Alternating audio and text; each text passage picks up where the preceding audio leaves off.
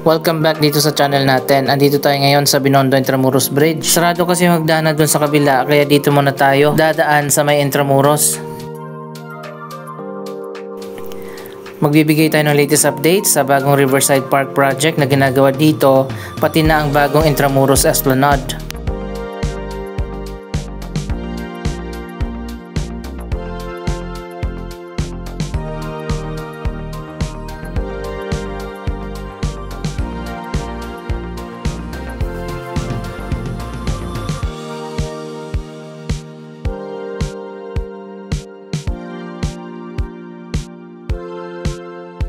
So ayun guys, hindi pa rin gumanda yung panahon natin, lagi pa rin madilim. Anyway, silipin natin mula dito sa taas ng tulay yung progress ng bagong Esplanade.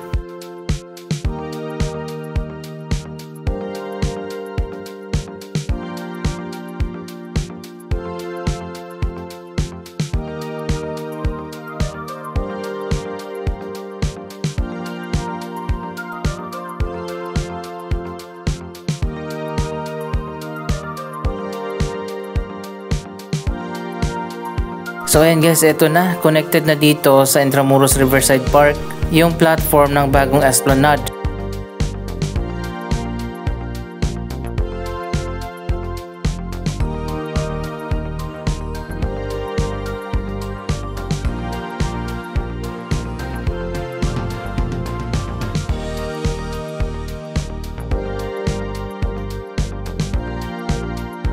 Kung maalala nyo, mayroon na dating Riverside Park dito na ginawa kasama ng Binondo Intramuros Bridge, pero dinimolish na nila yung Riverside Park para baguhin yung bagong design na magiging uniform na dito sa bagong Esplanade.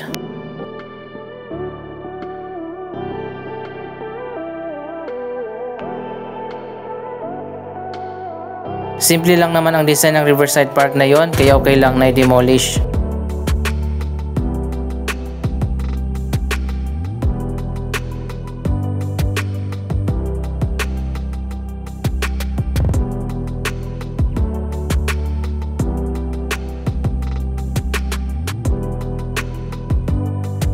Sinarado muna yung hagdanan dito, kaya hindi tayo makadaan. Dito muna tayo sa taas ng tulay magbibigay ng update.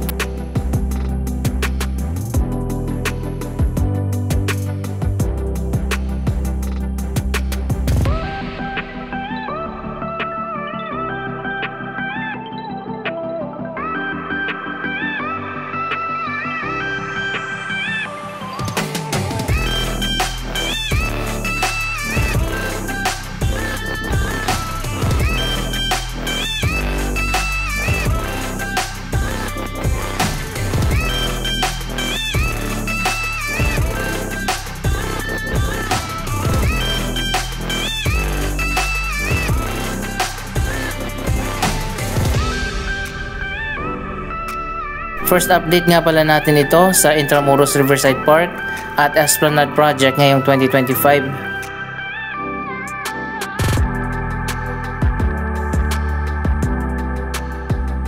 Mabuti na lang at bago na yung camera natin, kahit malayo, pwede na nating i-zoom.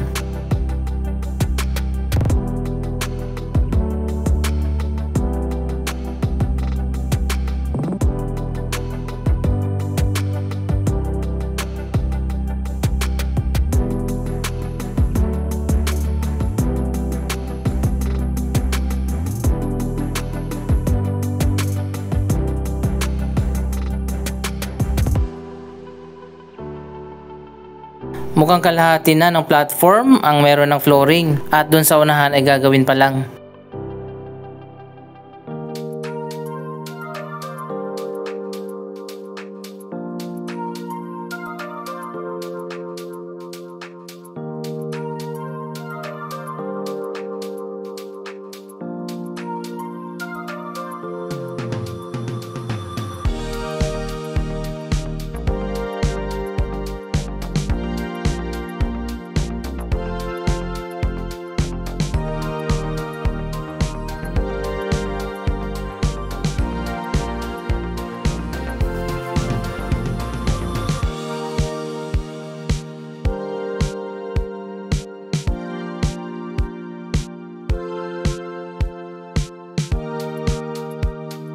Siguro pagkatapos niyan, dito naman sa may Binondo, magtatayo ng mga Esplanade project.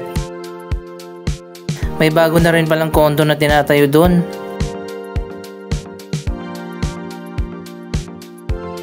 Patuloy ang progress ng Binondo Riverside dito sa Maynila.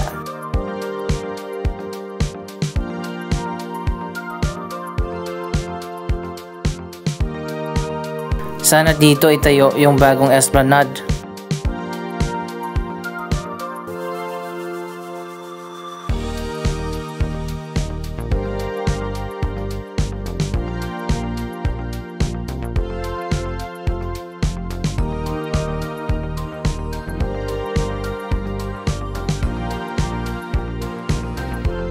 Mabuti na lang at medyo bumilis yung progress dito sa bagong Esplanade sa Intramuros.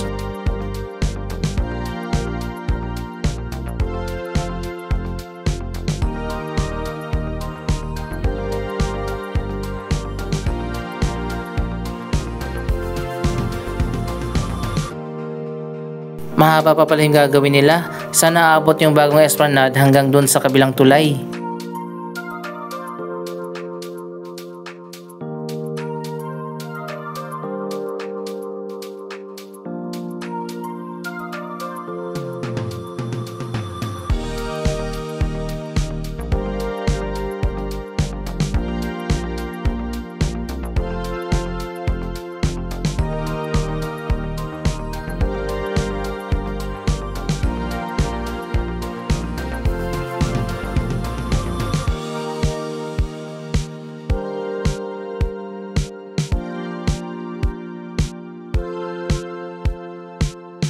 Hindi lang Esplanade ang itatayo dito, magkakaroon din ng Riverside Park.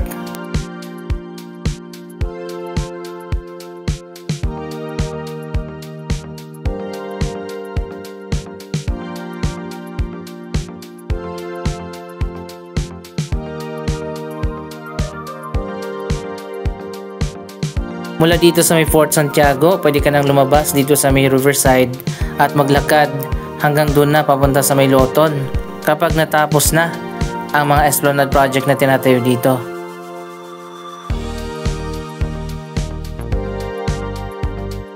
Natapos na pala yung 3 bagong residential condominium dito sa may Binondo.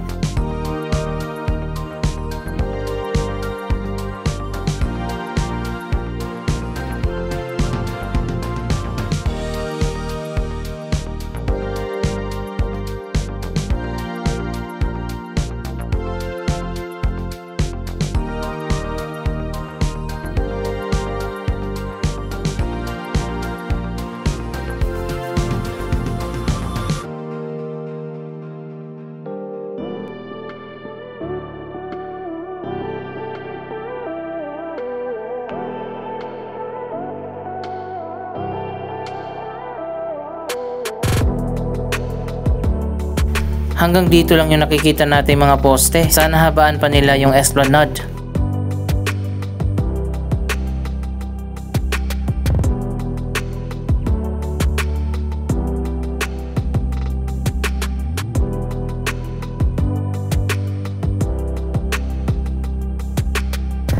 Ang Pasig River Esplanade Phase 1C naman puntahan din natin. Finishing na lang ang kulang dyan at matatapos na yung proyektong yan.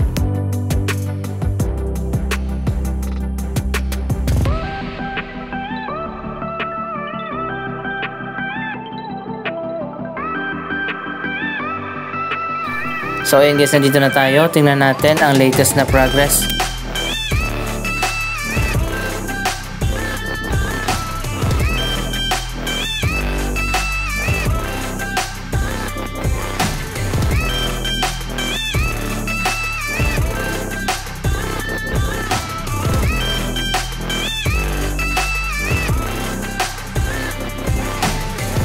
Ganun pa rin, nandito sa ilalim ang commercial spaces. Meron ng iba't ibang mga nagtitinda dito.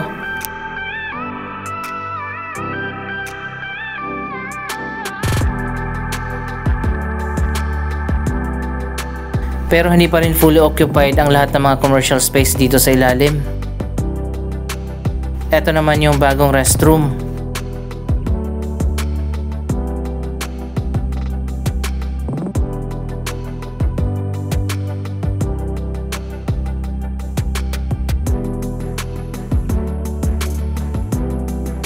Dapat yung mga vendors na nandun sa taas, ilipat na sila dito sa tamang pwesto.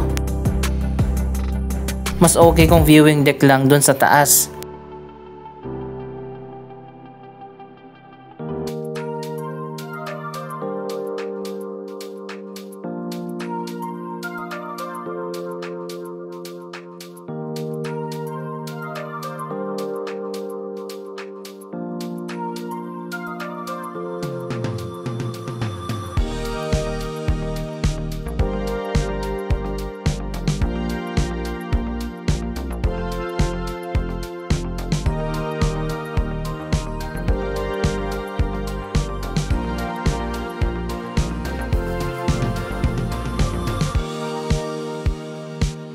Ayan o, kita nyo naman ang dami pang vacant.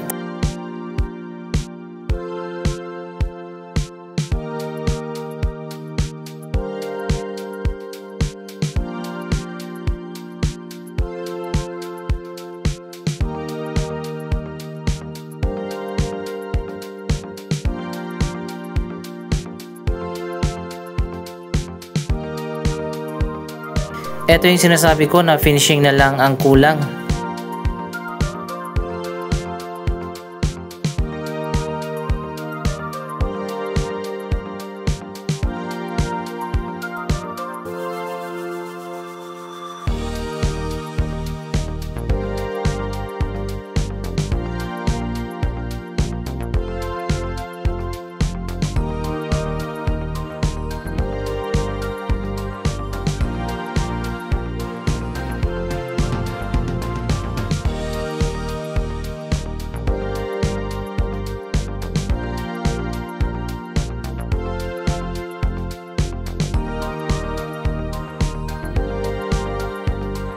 Tapos na ang Pasko at New Year, akala ko temporary lang ang mga vendors dito, pero hanggang sa ngayon nandito pa rin sila.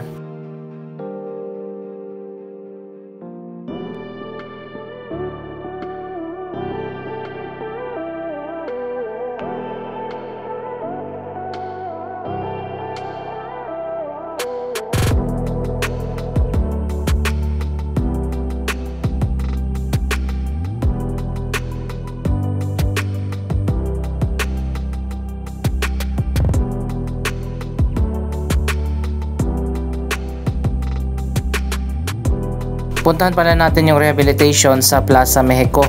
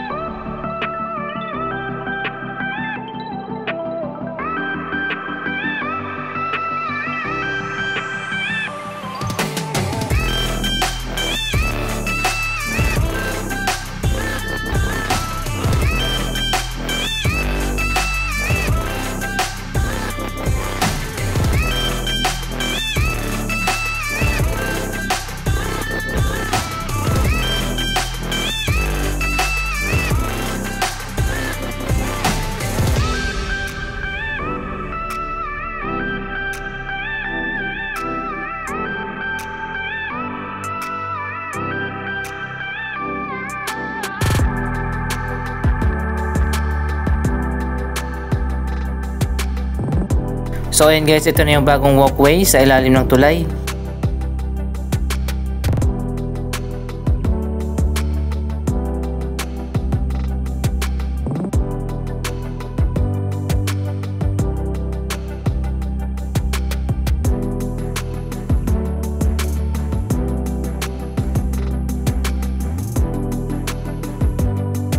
At ito naman yung latest progress sa major rehabilitation ng Plaza Mexico. Wow, ang ganda nito kapag natapos na.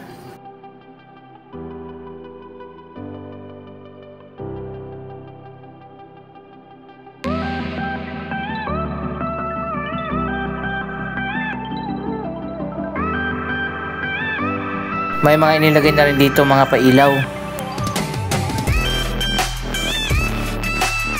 Anyway, anong masasabi nyo sa Pasig River Esplanade Project sa Intramuros? Mag-comment lamang dyan sa baba ng inyong mga reaksyon.